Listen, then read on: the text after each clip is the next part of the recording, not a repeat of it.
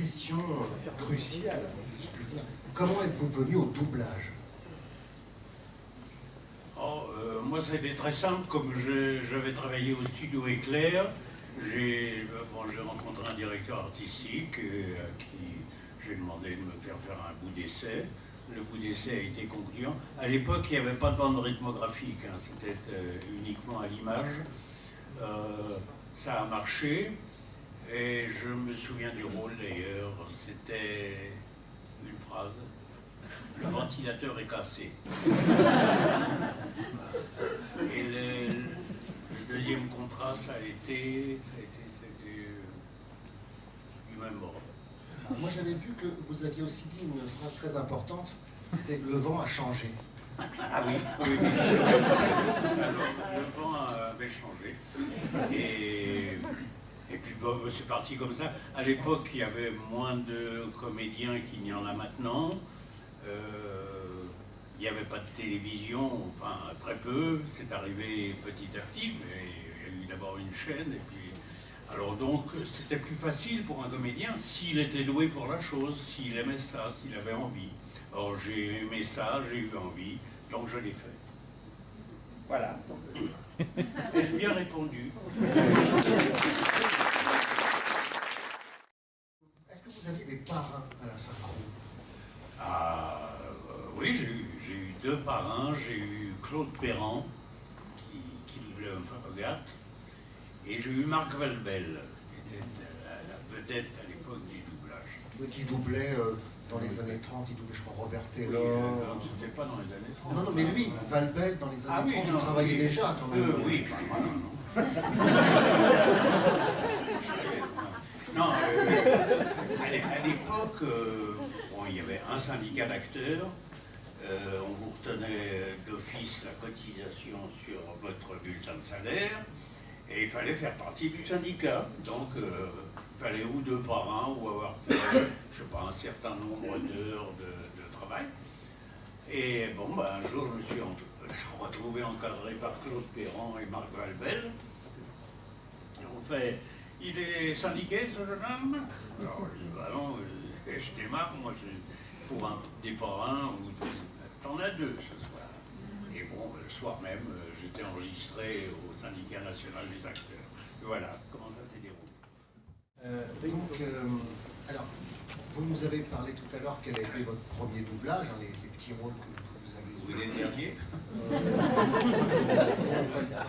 Non, mais par contre, votre premier grand doublage, votre premier grand rôle. Ah, grand, qu'est-ce que vous appelez grand? Rôle principal, enfin. Ah, rôle principal? Mon premier grand rôle principal, je crois que c'est sur Audie Murphy. Enfin, pas confondre avec Eddie Murphy, hein, je précise pour les plus jeunes. Qui avait été le soldat le plus décoré des États-Unis. Alors, pour le remercier, on lui avait donné quelques médailles et quelques rôles au cinéma, pourquoi pas. Et on m'a confié le doublage d'Audie Murphy. J'ai fait une série assez copieuse d'Audie Murphy. Voilà. Les westerns, il faisait beaucoup, je crois. Ah oui, il ne faisait que des westerns. Oui. Et c'était un genre qui vous plaisait, le western?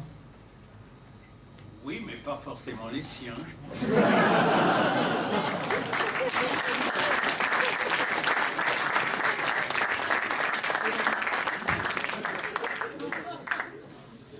Merci de ces précisions.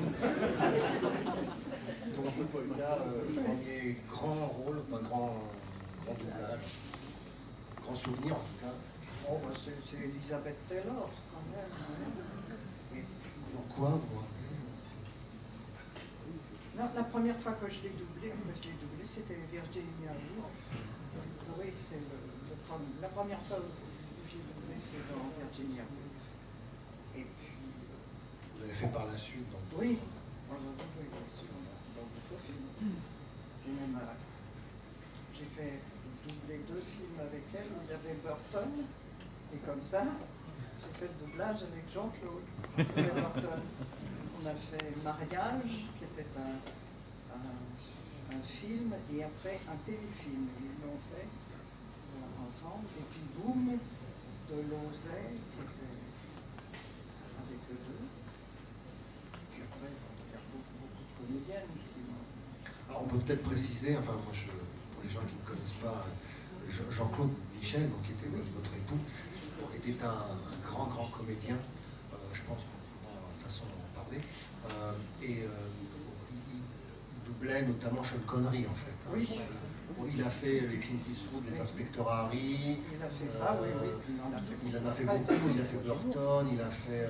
il en a fait énormément. Hein. Comment Peter Graves dans Mission Impossible. Oui, alors là aussi. Voilà. Moi, j'avais fait Barbara Penn. Vous doubliez Barbara Penn. Alors pas dans les premiers parce que... Non, c'était... Voilà, c'était...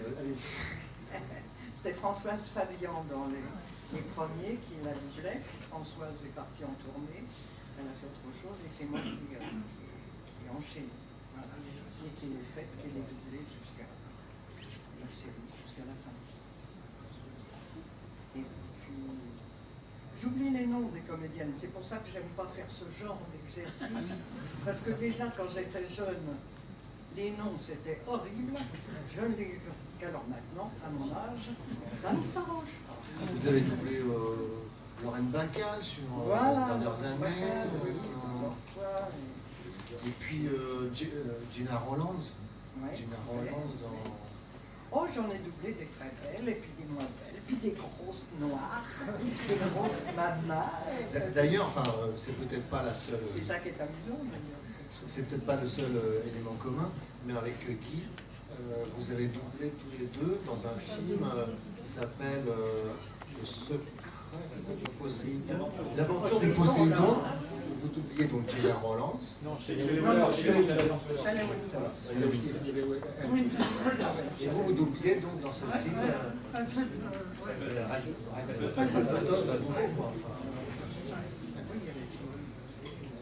Il y a beaucoup d'acteurs dans ce film-là. Les aventures. Donc ça, c'était votre premier, enfin, vous avez expliqué Elizabeth Taylor notamment, le premier grand doublage, mais vous en faisiez avant quand même, mais pas des grands rôles comme ça. Si, ben, j'ai oublié parce que c'était justement elle que j'ai doublé pour la première fois avec Serge Luguen. C'était cette comédienne, ben oui, américaine, qui a tourné, mais qui était très connue, et qui a tourné... Bon, enfin, si ça me revient, je vous le dis. D'accord. Allez Guy, donc vous alors, premier grand doublage, on peut dire que c'est les Bugs Bunny Non, j'ai bien aimé Bugs Bunny,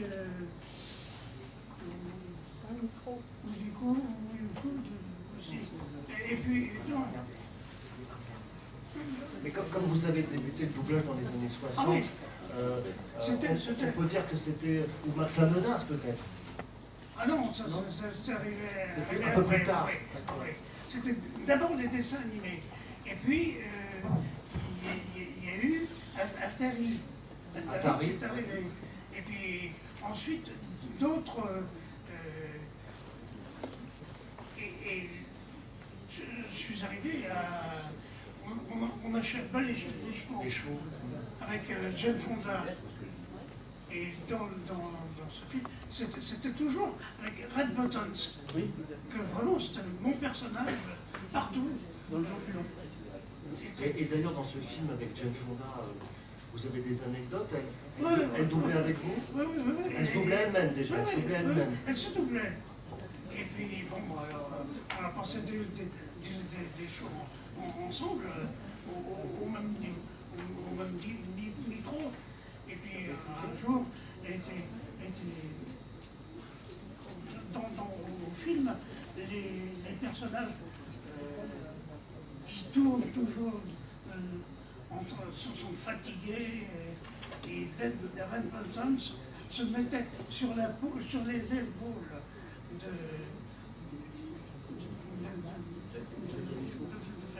et en se doublant, elle me regarde, fait Guy, mets-toi sur mes épaules. J'ai mis sur mes épaules qu'elle puisse être le personnage. Donc c'est Elle un était bijou. formidable. Elle se doubliait très bien. Merci.